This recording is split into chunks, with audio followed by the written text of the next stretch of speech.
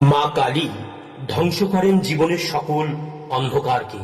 তাই জীবন থেকে দুঃখ দুর্দশা ঘোচাতে আজ থেকেই মায়ের এই বিশেষ শক্তিশালী মন্ত্র নিত্য সকালে স্নান করে জপ করুন, অথবা রাত্রে শুতে যাওয়ার আগে 21 বার জপ করুন। এই মন্ত্র জপে সকল বাধা বিপত্তি দূর হয়, দুরারোগ্য ব্যাধিও সেরে যায়, জীবন হয়ে ওঠে আনন্দময়। আসুন শুনে নিন মায়ের সেই শক্তিশালী দিব্য মন্ত্র।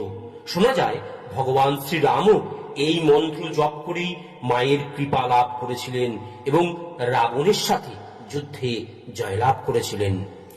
ওম কালিকা বৈ বিদ্মহে শ্মশানবাসিন্যৈ ধীমহি তন্নো ঘোরে প্রচোদয়াৎ।